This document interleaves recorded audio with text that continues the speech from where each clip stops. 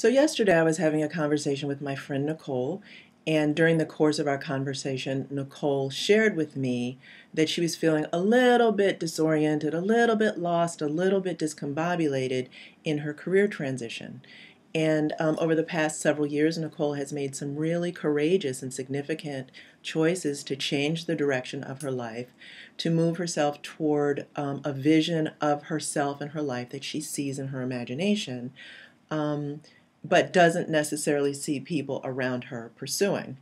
And um, and so she was feeling just a little disoriented, and I could really relate to what she was talking about because I was in that place during my original career transition and occasionally pass through that same emotional space as I make transitions within work that I really now feel is my purpose and calling. And so I think you cycle hopefully up as you grow and develop, but you do pass through phases where you feel a little bit discombobulated.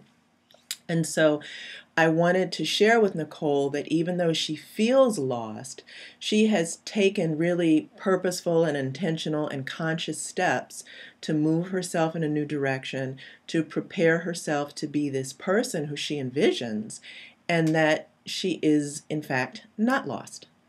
Now, having said that, it's also true that she is neither who she used to be nor who she imagines herself being. And so, in that sense, she is neither kind of here nor there.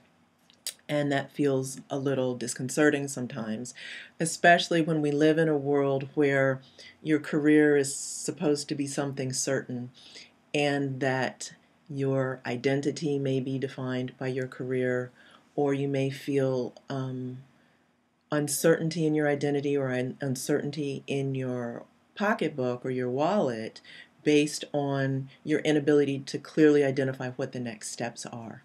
And that becomes really exacerbated when your friends or loved ones are asking you what your plan is and you don't exactly know. You feel within yourself that you kind of have a plan or you're headed in a certain direction. You can feel this within yourself, but it's not something oftentimes or all the time that you're able to articulate. And it's particularly difficult sometimes to articulate to people who have stayed on the beaten path or who are on the beaten path right now or who have very clearly defined goals or are pursuing a more linear process where the next steps are really well spelled out or marked out for you. And so Nicole's in this neither here nor there place. But as I thought about it after we spoke yesterday, I really kind of likened it to the flight that I had just taken on an airplane before I called Nicole. And so I was in Seattle and I flew back to my home in Philadelphia. And that was intentional, just like Nicole's career transition is intentional, or the moves she's making toward this new vision of herself. They're intentional and they're well thought out, and many of them have been planned. And so I chose this flight. I knew where I was leaving from. I knew the direction that I wanted to head, and I, in this particular case, knew my destination. And so I took off at 11:15 yesterday morning, and I didn't arrive until Philadelphia until about 7:30 last night. And so, in the meantime, I was neither here nor there. I was not where I was, and I was not where I intended to end up. And so during that period of time, I was kind of on a journey, metaphorically similar to the journey that Nicole is on. And I really had to trust the process. And so in this particular case, I had to trust the pilot.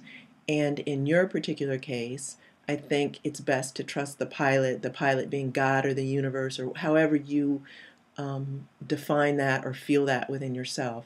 The life force energy that is greater than you.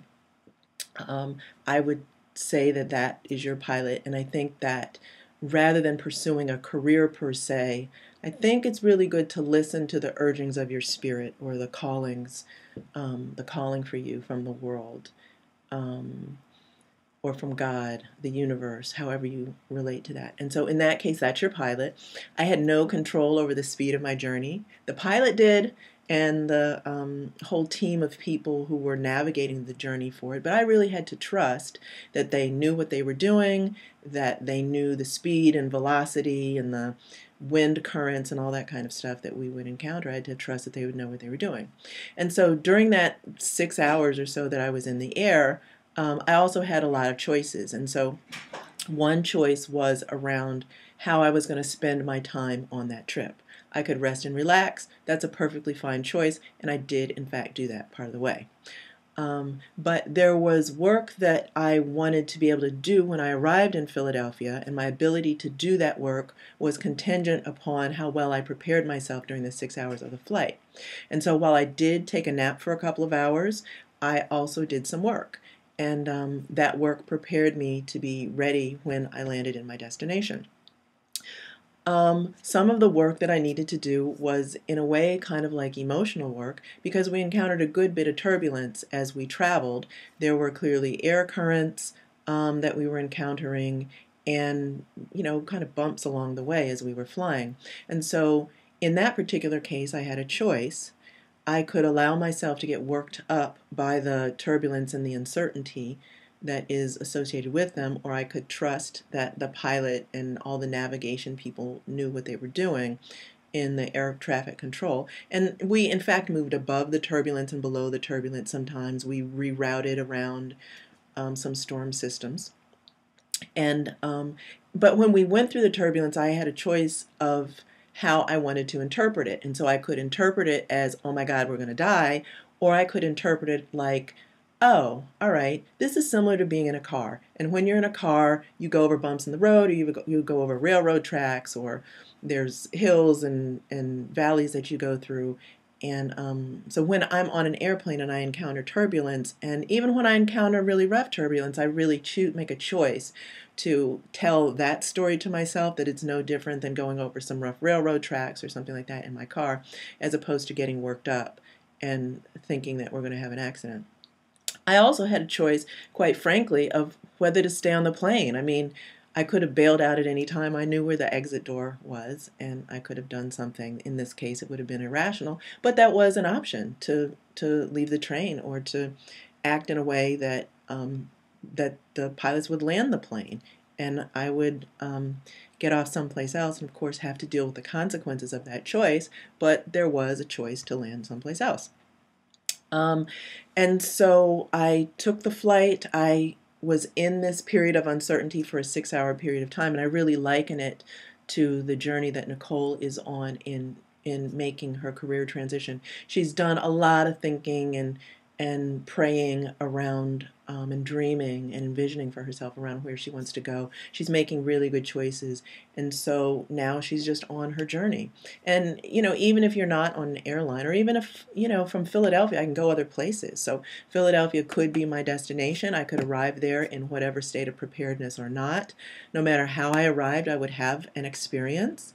And not necessarily a negative one. I mean, I could have not done any of the work that I imagined that I needed to do to meet the demands when I came home, and I still would have been fine. I would have just had a different experience. Maybe that experience would have been cramming, or maybe I would have just blown off the thing altogether, and who knows if it even will be needed.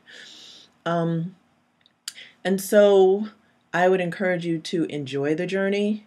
In a car, there are scenic destinations.